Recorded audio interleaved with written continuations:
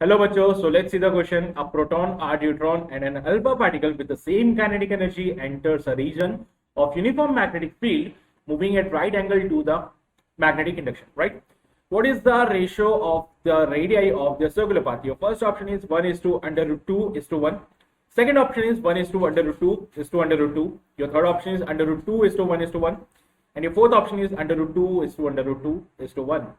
So here in this question, we have three different particles और हम ये बात बहुत अच्छे जानते हैं कि अगर कोई भी चार्ज पार्टिकल किसी यूनिफॉर्म मैग्नेटिक फील्ड में उसके परपेंडिकुलरली एंटर करता है तो it will experience a magnetic force जिसकी वजह से वो एक सर्कुलर पाथ फॉलो करता है, राइट? ओके, तो इसको ऊपर भी एक मैग्नेटिक फोर्स लगेगा जिसकी वजह से वो एक सर्कुलर पाथ फॉलो करेगा। तो सपोज मैंने बात की यहाँ पे प्रोटॉन, ठीक है, तो प्रोटॉन यहाँ पे एंटर करा, इसके ऊपर मैग्नेटिक फोर्स लगा, it will follow circular path और जैसे वो सर्कुलर पाथ पे जाता है it will also experience a centrifugal force. तो यहां से हम कह सकते हैं that the magnetic force is balanced by the centrifugal force. So for that you can say that QBB is equals to mv square by r। तो यहां से r का वैल्यू जो हमें मिलेगा वो मिल जाएगा mv by QB, right? Okay, now we have the value of r। Let's say mass of the proton मैंने यहां पे कंसीडर करा m and charge of the proton मैंने कंसीडर कर लिया q, ठीक है। So here in this scenario you can से कि जो रेडियस है वो डिपेंड कर रहा है मास पे, चार्ज पे, स्पीड पे और मैग्नेटिक फील्ड पे। तीनों के लिए मैग्नेटिक फील्ड सेम है तो हमें उससे मतलब नहीं है, हमें सिर्फ इन फैक्टर्स पे डिपेंड, किन फैक्टर्स पे डिपेंड कर रहा है वो देखना है। सो r is depending on m, v and q, but मुझे तो वेलोसिटीज के बारे में पता ही नहीं है। तीनों चार्ज पार्टिकल्स है मेरे पास में, उनकी क्या स्पीड है मुझे उसका कोई आइडिया नहीं है।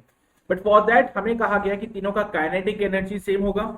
सो I must say that the kinetic energy is equal to half mv square. तो यहां से v का वैल्यू जो मुझे मिलेगा under root of 2 times of kinetic energy by m।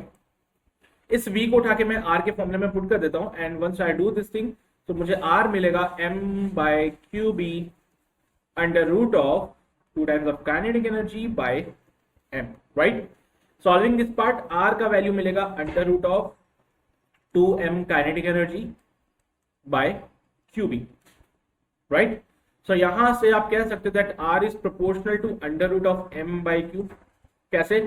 b तीनों पार्टिकल्स के लिए सेम है, काइनेटिक एनर्जी तीनों के लिए सेम है, तो यहां पे सिर्फ r जो डिपेंड करेगा वो under root of m by q पे डिपेंड करेगा। अब व्हाट अबाउट द मासेस? तो मैं मास की अगर बात करूं यहाँ पे, तो मास ऑफ द प्रोटॉन को अगर आपने m लिया है तो मास ऑफ द न्यूट्रॉन जो हो जाएगा वो हो जाएगा 2m, राइट? और चार्ज ऑफ द न्यूट्रॉन जो हो जाएगा वो प्रोटॉन के चार्ज के बराबर ही रहता है। Mass of the alpha particle जो होता है वो होता है 4m, 4 times of the mass of the proton, और charge of the alpha particle जो होता है वो होता है 2q, यानी कि 2 times of the charge of the proton. अब इन्हीं इक्वेशंस का यूज करते हुए, इन्हीं रिलेशन का यूज करते हुए आई must say that radius of the proton is 2, radius of the neutron is to radius of the alpha particle. It can be written as under root of m by q is equals to, proton की बात कर रहे हैं अभी हम लोग यहाँ पे, right? Under root of mass of neutron upon charge of the neutron is to under root of mass of the alpha particle upon charge of the alpha particle, right? Mass of the proton can be written as under root m by q is to under root of, यहाँ पे कितना हो जाएगा 2m हो जाएगा, charge अभी भी उतना ही है इज टू, यहाँ पे 4m हो जाएगा और चार्ज हो जाएगा 2q के बराबर। सारे अंडर रूट m से m कैंसिल आउट हो जाएंगे और q से सारे q कैंसिल आउट हो जाएंगे and you are left with nothing but 1 is to, यहाँ पे अंडर 2 बचता है is to under root 4 by 2।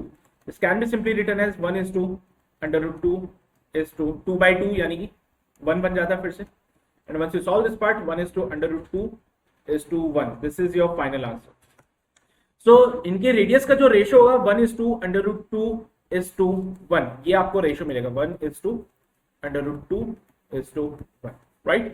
So this is the ratio which you have, और ये रेशियो आपको मिलेगा फर्स्ट ऑप्शन में and hence your first option is absolutely correct. So I hope you got this concept of this question. All the very best.